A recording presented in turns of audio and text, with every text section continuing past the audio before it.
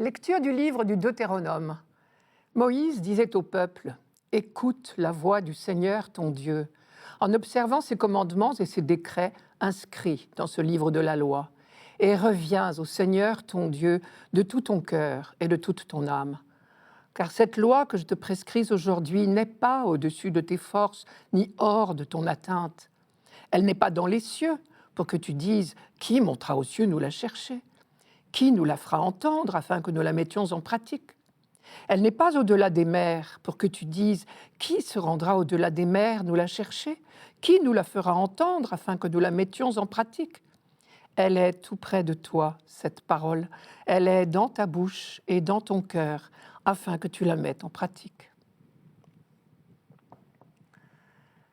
Le livre du Deutéronome se présente comme le dernier discours de Moïse, son testament spirituel en quelque sorte. Mais il n'a certainement pas été écrit par Moïse lui-même, puisqu'il répète à de nombreuses reprises « Moïse a dit, Moïse a fait ceci ou cela ». Et l'auteur use de beaucoup de solennité pour rappeler ce qui lui semble être l'apport majeur de Moïse. Moïse, celui qui a fait sortir d'Égypte le peuple d'Israël et a conclu l'alliance avec Dieu au Sinaï. Par cette alliance, Dieu s'engageait à protéger son peuple tout au long de son histoire. Mais réciproquement, le peuple s'engageait à toujours respecter la loi de Dieu, car il y reconnaissait le meilleur garant de sa liberté retrouvée. Mais une chose est de s'engager, une autre de respecter l'engagement. Or, le peuple y a trop souvent manqué. Le royaume du Nord a fait lui-même son propre malheur, et depuis la victoire des Assyriens, il est rayé de la carte. Les habitants du royaume du Sud feraient bien d'en tirer les leçons, et c'est à eux que l'auteur du Deutéronome s'adresse ici. Écoute la voix du Seigneur ton Dieu, en observant ses commandements et ses décrets inscrits dans ce livre de la loi. Et pourtant, il a l'air de dire que ce ne serait pas bien difficile d'observer cette loi.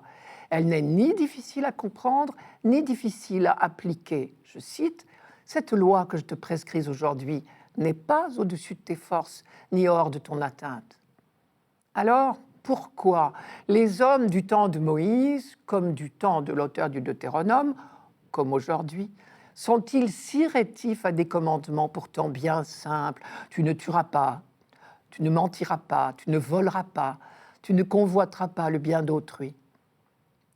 À cette question, Moïse répondait : le peuple a la nuque raide. À la fin de sa vie, quand il réfléchissait sur le passé, il disait : ce n'est pas parce que tu es juste que le Seigneur te donne ce bon pays en possession, car tu es un peuple à la nuque raide. Souviens-toi, n'oublie pas que tu as irrité le Seigneur ton Dieu dans le désert. Depuis le jour où tu es sorti du pays d'Égypte jusqu'à votre arrivée ici, vous avez été en révolte contre le Seigneur. C'est dans ce livre du Deutéronome, chapitre 9. Je m'arrête sur cette expression « nuque raide ». Pour la comprendre, il faut deviner, avoir devant les yeux la superbe image qui se cache derrière cette formule. Il faut vous imaginer un joug, cette pièce de bois qui unit deux bœufs pour labourer. L'expression nuque raide évoque donc un attelage, plus exactement une bête qui refuse de courber son cou sous l'attelage. Si une bête est rétive, on se doute bien que l'attelage est moins performant. Or, justement, l'alliance entre Dieu et son peuple était comparée à une attache, à un joug d'attelage. Pour recommander l'obéissance à la loi, Ben Sirac, par exemple, disait « Soumettez votre nuque à son joug et que votre âme reçoive l'instruction ». Siracide, chapitre 51. Et du coup, on comprend mieux la fameuse phrase de Jésus « Prenez sur vous mon joug et mettez-vous à mon école. Oui, mon joug est facile à porter et mon fardeau léger. » Matthieu chapitre 11. Autrement dit, Dieu ne demande pas à son peuple des choses impossibles.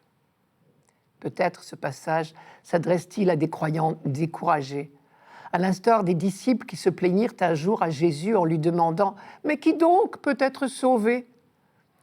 On retrouve bien là, dans le Deutéronome d'abord, chez Jésus ensuite, le grand message très positif de la Bible. La loi est à notre portée, le mal n'est pas irrémédiable, l'humanité va vers son salut.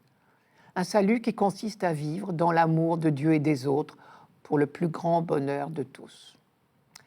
Mais l'expérience aidant, on a appris aussi que la pratique d'une vie juste, c'est-à-dire en conformité avec ce projet de Dieu, est quasi impossible aux hommes s'ils comptent sur leur seule force. Et la leçon est toujours la même. Jésus répond à ses disciples, « Aux hommes, c'est impossible, mais à Dieu, tout est possible. » Oui, à Dieu, tout est possible, y compris de transformer nos nuques raides. Puisque son peuple est désespérément incapable de fidélité, c'est Dieu lui-même qui transformera son cœur. Le Seigneur, ton Dieu, te circoncira le cœur pour que tu aimes le Seigneur et que tu vis. C'est encore le Deutéronome. Par circoncision du cœur, on entend l'adhésion de l'être tout entier à la volonté de Dieu.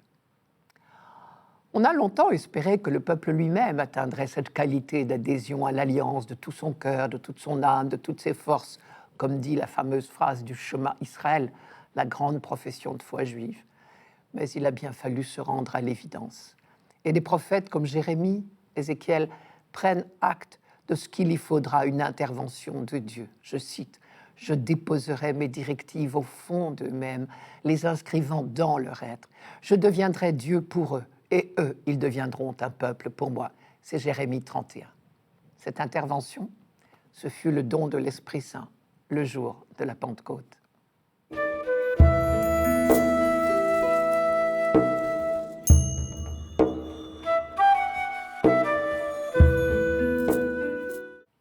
Psaume 18.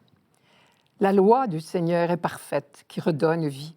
La charte du Seigneur est sûre, qui rend sages les simples. Les préceptes du Seigneur sont droits, ils réjouissent le cœur. Le commandement du Seigneur est limpide, il clarifie le regard. La crainte qu'il inspire est pure, elle est là pour toujours. Les décisions du Seigneur sont justes et vraiment équitables, plus désirables que l'or, qu'une masse d'or fin, plus savoureuse que le miel qui coule des rayons. C'est une vraie litanie en l'honneur de la loi du Seigneur, la charte du Seigneur, les préceptes du Seigneur, le commandement du Seigneur, les décisions du Seigneur. En réalité, il n'est question que de Dieu, celui qui a révélé son nom à Moïse, le Seigneur, celui qui a choisi ce peuple parmi tous les peuples de la terre et l'a libéré, celui qui a proposé à ce peuple son alliance pour l'accompagner dans toute son existence, celui enfin qui poursuit son œuvre de libération en proposant sa loi.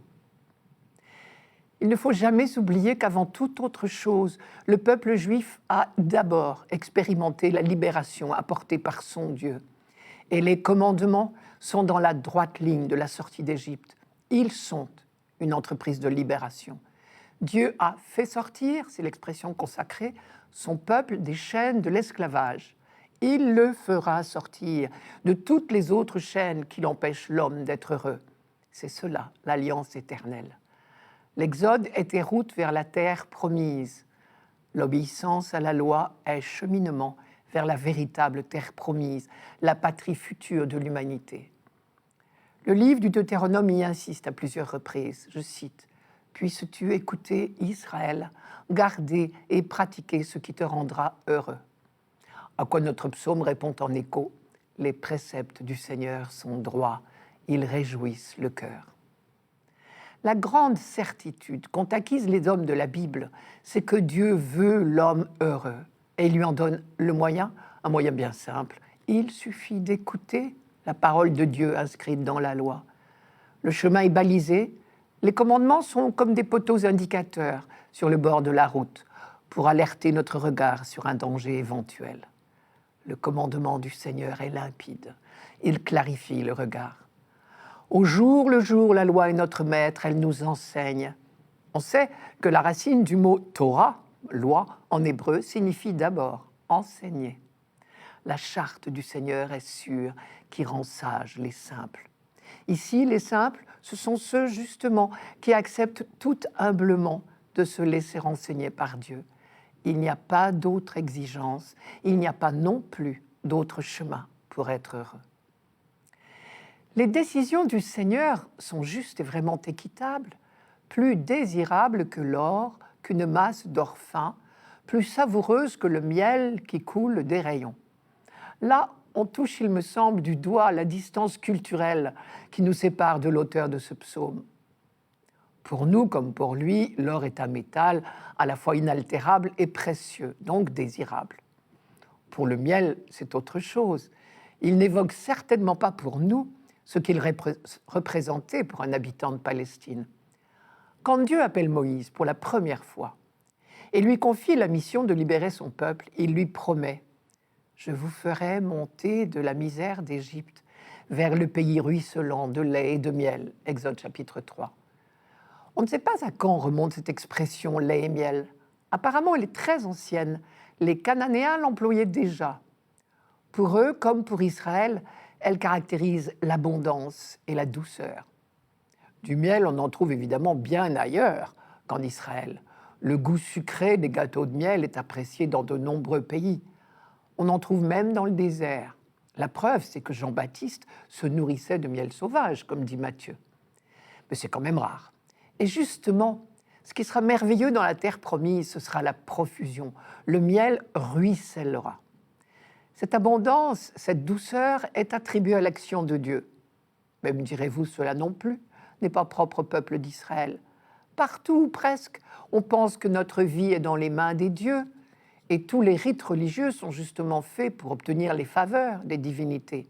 On cherche à leur plaire, pour obtenir la pluie en temps voulu, pour éviter la grêle, les sauterelles, et tout ce qui pourrait compromettre les récoltes, parce que tout le monde est convaincu que les divinités ont tout pouvoir. Mais ce qui est propre à Israël, c'est son expérience de l'œuvre de Dieu, et cela change tout. Il ne s'agit pas d'amadouer Dieu pour obtenir ses bienfaits. Ses bienfaits sont acquis d'avance, on le sait. Ce qui est propre à Israël, c'est son expérience de la générosité de Dieu. Dieu a pris l'initiative de créer le monde, simplement par amour. Dieu a pris l'initiative de sauver son peuple, simplement par amour. Et le miel devient pour eux symbole de la douceur même de Dieu. Le livre du Deutéronome, quand il rappelle au peuple toute la sollicitude que Dieu lui a prodiguée pendant l'Exode, dit, je cite, « Le Seigneur rencontre son peuple au pays du désert, il lui fait sucer le miel dans le creux des pierres. » Deutéronome chapitre 32. La manne aussi, parce qu'elle est douce et parce qu'elle est cadeau de Dieu, est comparée à du miel. Je vous rappelle le texte. C'était comme de la graine de coriandre, c'était blanc, avec un goût de beignet au miel. Exode chapitre 16. Désormais, on parlera des oignons d'Égypte, mais du miel de Canaan.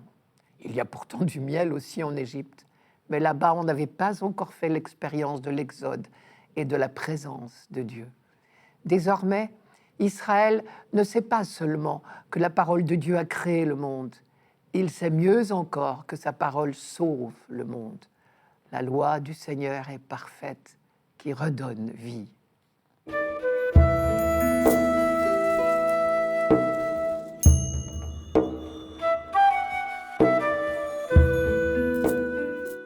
Lecture de la lettre de saint Paul apôtre aux Colossiens. Le Christ Jésus est l'image du Dieu invisible, le premier-né avant toute créature. En lui, tout fut créé dans le ciel et sur la terre. Les êtres visibles et invisibles, puissance, principauté, souveraineté, domination, tout est créé par lui et pour lui.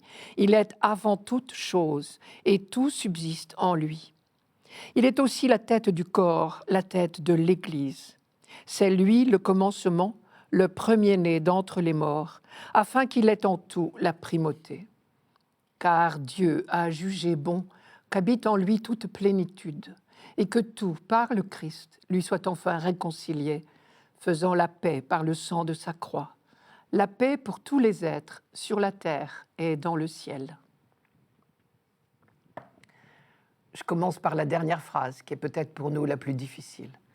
Dieu a jugé bon que tout, par le Christ, lui soit enfin réconcilié, faisant la paix par le sang de sa croix. Paul, ici, compare la mort du Christ à un sacrifice comme on en offrait habituellement au temple de Jérusalem.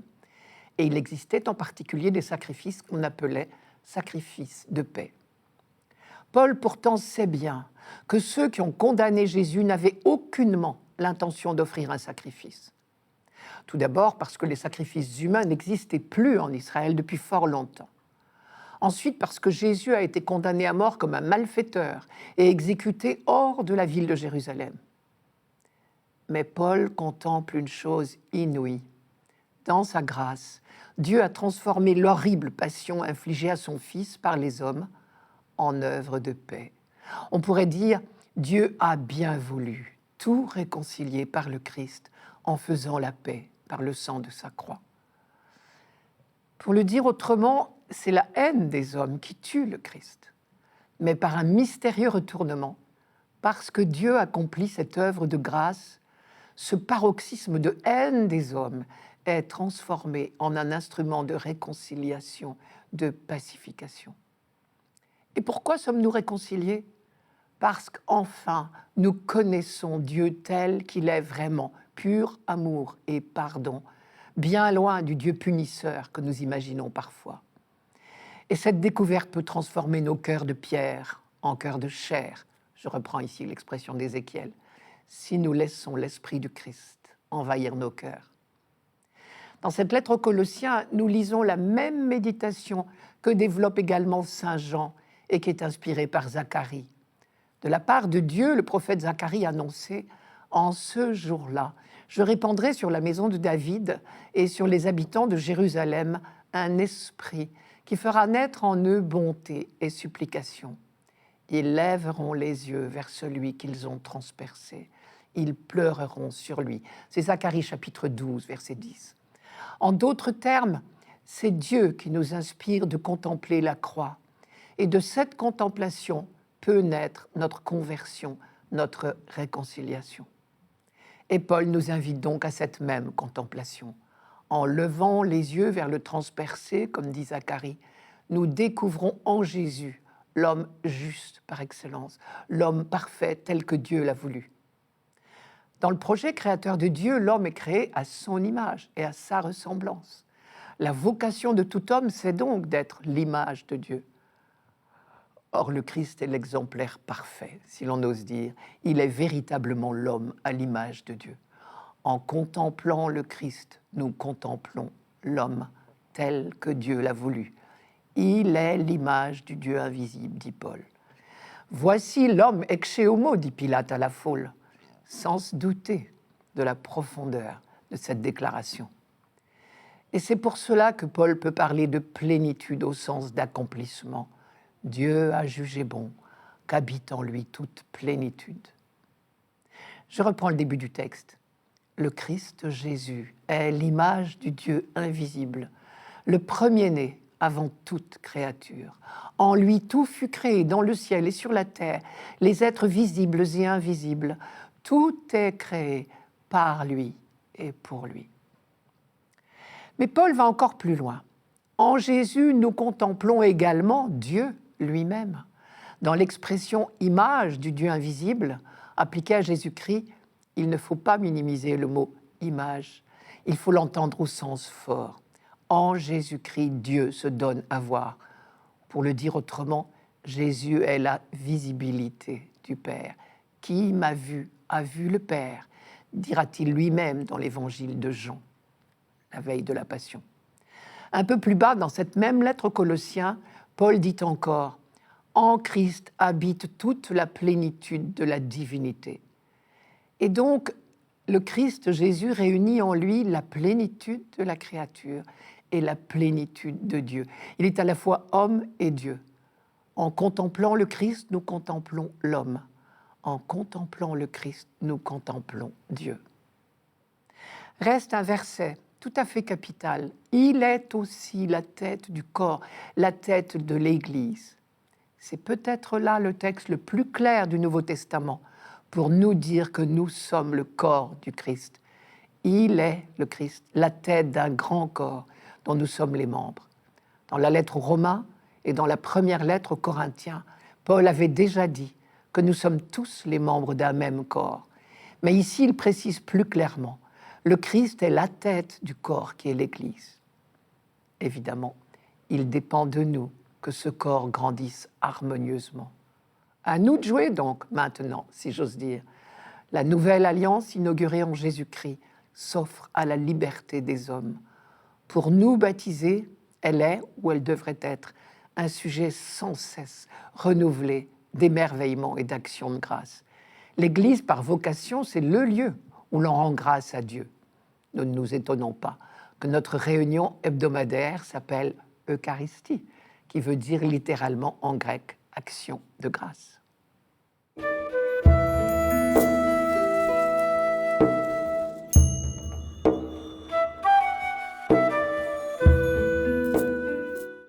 Évangile de Jésus-Christ selon saint Luc. En ce temps-là, voici qu'un docteur de la loi se leva et mit Jésus à l'épreuve en disant « Maître, que dois-je faire pour avoir en héritage la vie éternelle ?»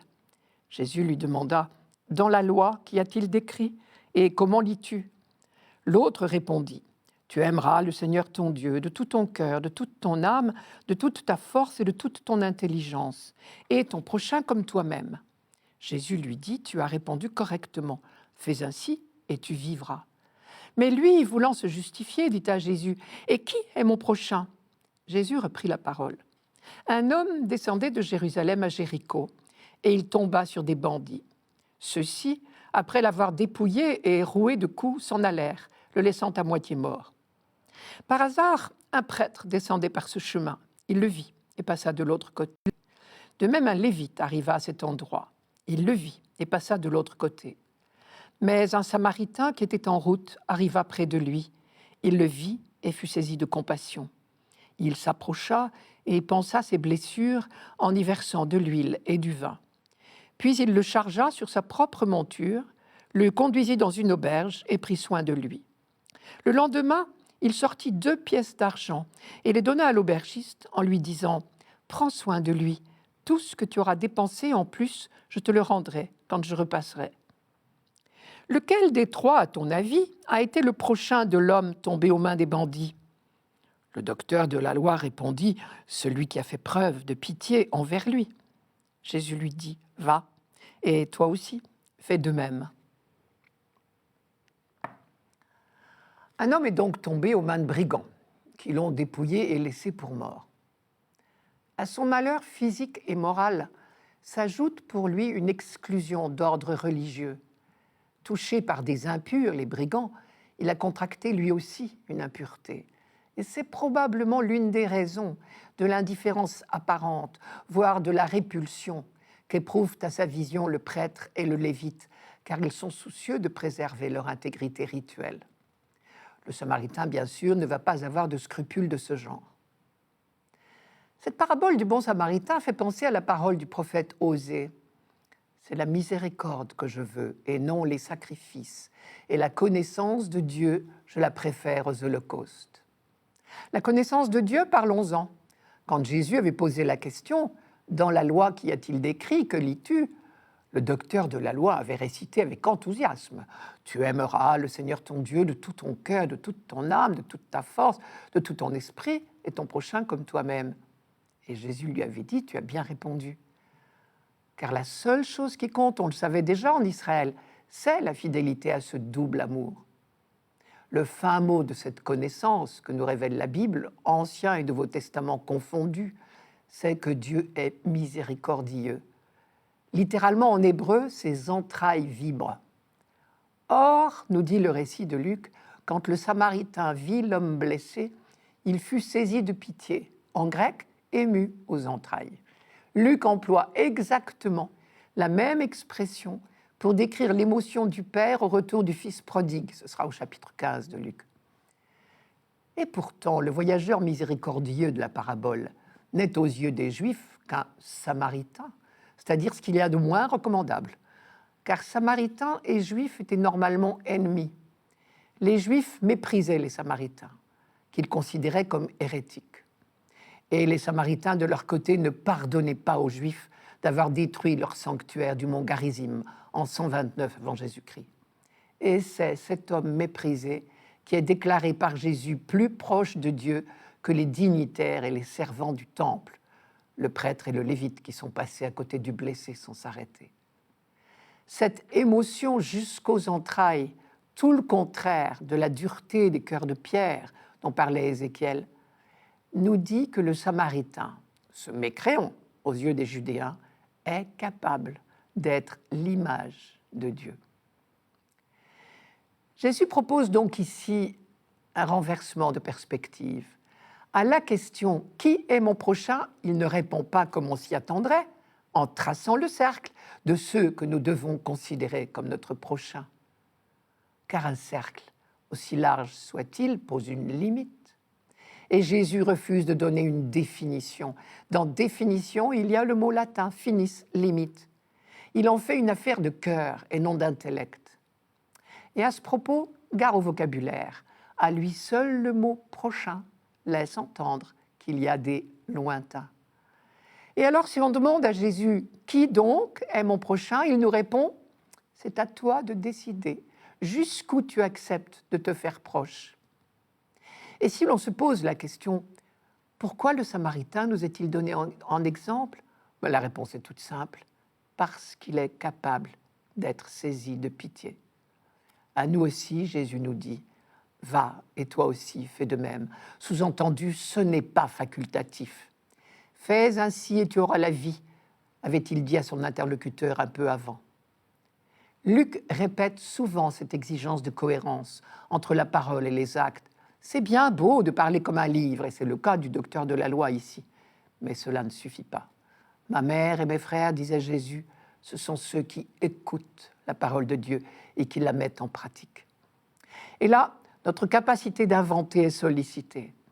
Si les dimensions du cercle de notre prochain dépendent de notre bon vouloir, si les considérations de catégorie sociale et de convenance doivent céder le pas à la pitié, ce qui semble bien être la leçon de cette parabole, alors il ne nous reste plus qu'à inventer l'amour sans frontières.